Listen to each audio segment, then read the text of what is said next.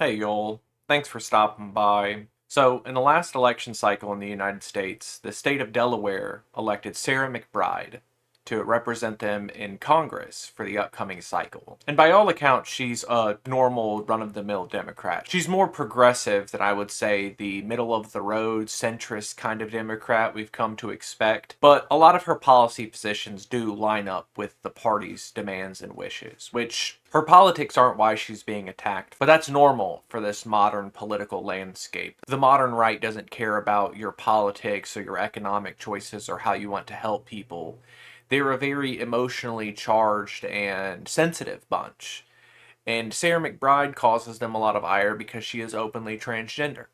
This is the first openly transgender person to be elected to federal office in the United States. There is a state representative named Zoe Zephyr, I believe, in one of the Dakotas, but that's state office, not federal office. In fact, within the first few days of Sarah McBride being elected, a representative from South Carolina, Nancy Mace, fortunately not over my district, but still embarrassing that she comes from here, started a bill that you could only go to the bathroom of your gender at birth at the Capitol, because that's a law that matters to the American people. That's the sort of thing that's going to drop the price of eggs, and obviously that's the sort of thing that's going to stop crime from happening. We know those bathroom signs mean a lot to criminals, and someone who was considering breaking the law already is going to see one of those signs and know that Nancy Mace put a stop to that. Now, today, Sarah McBride has entered my news feed because she read a book to some children. You know, she is an elected official, and children do have story times that they have for their classes. I even remember when I was in elementary school, I think it was one of our state representatives, maybe it was the mayor, read a book to one of my classes. But it's only a problem when a transgender person does it. I do find it funny whenever conservatives and right wingers get upset about reading books to children. They'll always say stuff like, "Why aren't you reading to the homeless or the elderly?" And it's, those people know how to read. You know, typically when you read to someone, it's because they don't know how to read. So you can give a book to a homeless person, you can donate books to a nursing home, but they probably don't want you there to read. There's other ways you can volunteer to help those people. But moving on, because she read to children in her constituency, certain more vocal members of the modern right are voicing their concerns about this. Notably, Marjorie Taylor Greene of Georgia, and again, Nancy Mace of South Carolina, have taken to the internet to call this elected official a groomer. And the infamous account Libs of TikTok has also chosen to take it upon herself to not only deadname the congresswoman, but to also call her a groomer. Some of you will say that this is a free speech thing, that this doesn't violate anybody's rights, that this is just an insult that people are saying on the internet. These are mean words online, turn off the screen, stuff like that. But this goes beyond an insult. This isn't the same as just calling somebody ugly or stupid or denigrating them because you don't like their political opinions.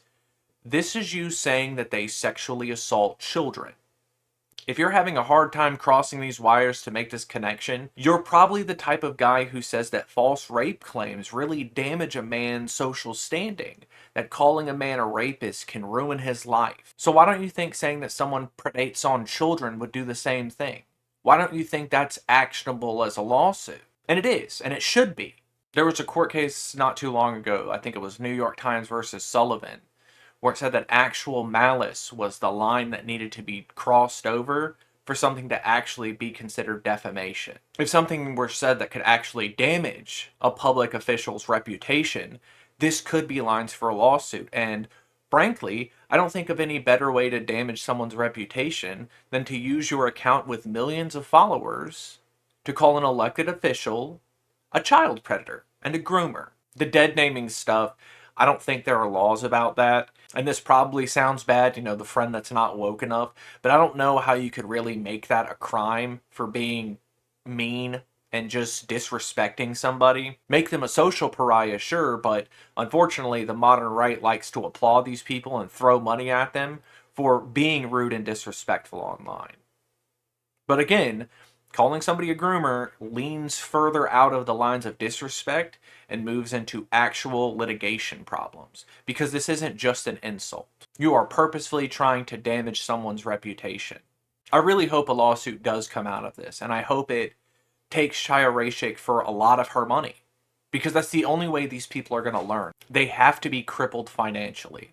because they do this for financial compensation, and they shouldn't be allowed to make this much money for being bigots online. It shouldn't be a lucrative business model to do what Libs of TikTok Shia Rashik does. She'll probably claim that she's being canceled or that her free speech is being violated by the woke left, but this isn't a free speech issue. This is defamation, and I hope she gets what's coming to her. That being said, I hope the representative from Delaware is doing well. I know she probably has a good support system under her, and God knows she's going to need it for this upcoming cycle that she's an elected official. But until we get more news out of this, until we actually see a lawsuit pop up, y'all try to have a good day.